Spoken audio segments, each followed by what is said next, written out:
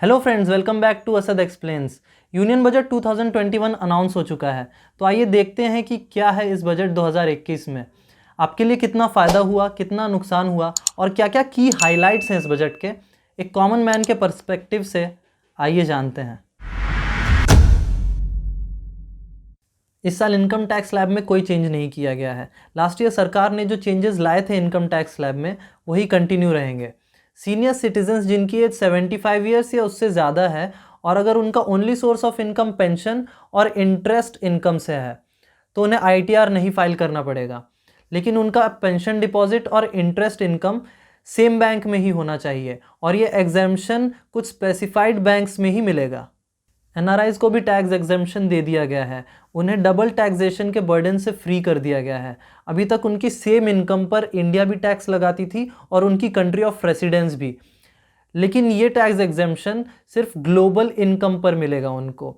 India में जो income generate होगी उनकी, उस पर टैक्स लगेगा। टैक्स ऑडिट की लिमिट 5 करोड़ से बढ़ाकर 10 करोड़ कर दी गई है और अफोर्डेबल हाउस के होम लोन्स पर जो एक्स्ट्रा 1.5 लाख का इंटरेस्ट डिडक्शन जो इस साल भी लागू था वो अगले साल भी लागू कर दिया गया है। फिस्कल डेफिसिट 4.6% से बढ़कर के 9.5% पर आ गई है। इस पर फाइनेंस मिनिस्टर निर्मला सीतारमण जी ने कहा भी है कि ऐसा इसलिए हुआ क्योंकि we have spent and spent. अब कहाँ स्पेंड किया ये तो देखना पड़ेगा। फाइनेंस मिनिस्टर ने 2021-22 के लिए फिस्कल डेफिसिट 6.8% ऑफ GDP पे आंकी है और इसे 2025-26 तक 4.5% के नीचे लाने का टारगेट रखा है। इस बार सबकी नज़रें खास करके हेल्थ बजट पर थी कि सरकार कितने फंड्स एलोकेट करेगी हेल्थ एंड वेलफेयर के लिए। तो 2,23,846 करोड़ एलोकेट किए गए हैं हेल्थ एंड वेलफेयर के लिए। कोविड-19 वैक्सीन के लिए 35,000 करोड़ अनाउंस किया गया है। PM आत्मनिर्भर स्वस्थ भारत योजना लॉन्च की जाएगी 64,180 करोड़ के 6 साल के आउटले के साथ और जल जीवन मिशन अर्बन लॉन्च किया जाएगा जिसके लिए 2,87,000 करोड़ दिए गए हैं ओवर 5 ईयर्स। एजुकेशन के लिए 93,224 करोड़ से एलोकेट किए गए हैं जो लास्ट ईयर के बजट से 6.1% कम है। 100 न्यू सैनिक स्कूल सेटअप किए जाएंगे NGOs, प्राइवेट स्कूल्स और स्टेट गवर्नमेंट के साथ पार्टनरशिप में। 750 एकलव्य स्कूल्स खोले जाएंगे ट्राइबल एरियाज के लिए और लेह में हायर एजुकेशन के लिए एक सेंट्रल यूनिवर्सिटी ओपन की जाएगी। एग्रीकल्चर क्रेडिट टारगेट बढ़ाकर के 16.5 लाख करोड़ तक कर दिया गया है और एग्रीकल्चर इंफ्रास्ट्रक्चर फंड 30,000 करोड़ से बढ़ाकर के 40,000 करोड़ कर दिया गया है। एग्रीकल्चर को बूस्ट करने के लिए ऑपरेशन ग्रीन स्कीम में अब 22 और पेरिशेबल कमोडिटीज कवर होंगी। 1.10 लाख करोड़ का आउटले दिया गया है रेलवेज को, जिसमें से 1.07 लाख करोड़ सिर्फ कैपिटल एक्सपेंडिचर के लिए है। कहा गया है कि दिसंबर 2023 तक ब्रॉड गेज रूट्स का 100% इलेक्ट्रिफिकेशन कंप्लीट हो जाएगा। 18,000 करोड़ दिया गया है पब्लिक बस ट्रांसपोर्ट सर्विसेज के लिए और 1.18 लाख करोड़ एलोकेट किया गया है ministry of road transport and highways के लिए, जो कि आज तक का सबसे हाईएस्ट है, जिसमें कि 1.08 लाख करोड़ सिर्फ कैपिटल एक्सपेंडिचर के लिए है। फाइनेंस मिनिस्टर ने कहा कि सरकार का एम है 11,000 किलोमीटर के नेशनल हाईवे इंफ्रास्ट्रक्चर को मार्च 2022 तक कंप्लीट करना। 2.27 लाख करोड़ के हाईवे प्रोजेक्ट सिर्फ 4 स्टेट्स में बटे हुए हैं, तमिलनाडु, केरला, वेस्ट बंगाल एंड असम। सरप्राइजिंगली इन्हीं 4 स्टेट्स में इस साल इलेक्शन भी होने वाले हैं। वैसे इसमें सरप्राइजिंग है नहीं कुछ, तो आगे बढ़ते हैं। 15,700 करोड़ प्रोवाइड किया गया है MSME सेक्टर के लिए, जो लास्ट ईयर के कंपैरिजन में डबल से भी ज़्यादा है। 1% कंपनीज के इनकॉर्पोरेशन को इंसेंटिवाइज कर दिया गया है स्टार्टअप को बूस्ट करने के लिए। 1% कंपनी सेटअप करने के लिए जो इंडिया में रेसिडेंसी रिक्वायरमेंट है उसको 182 डेज से कम करके 128 डेज कर दिया गया है।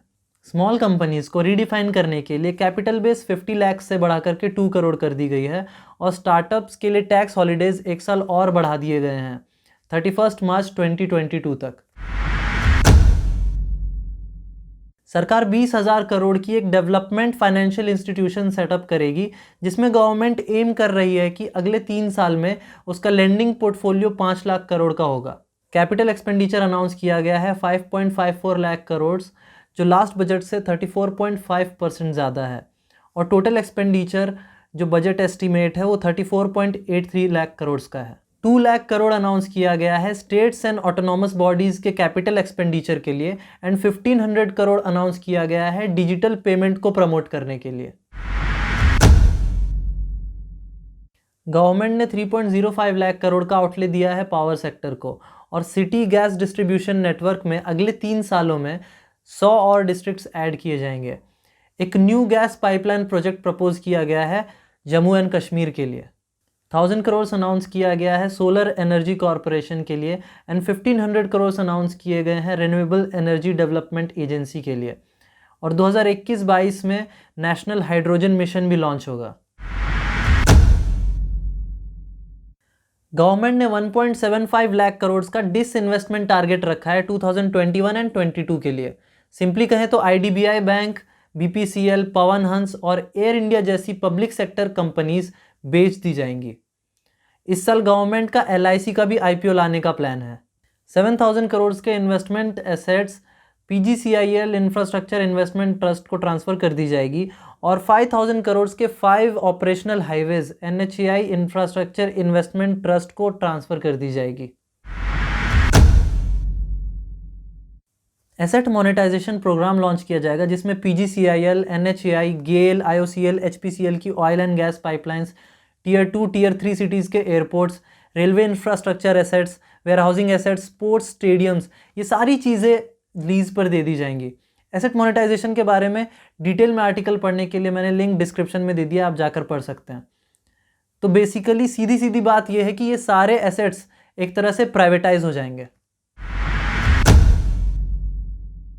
कस्टम ड्यूटी बढ़ाने की वजह से बहुत सी इंपोर्टेड चीज़ें महंगी हुई हैं इस बजट के बाद।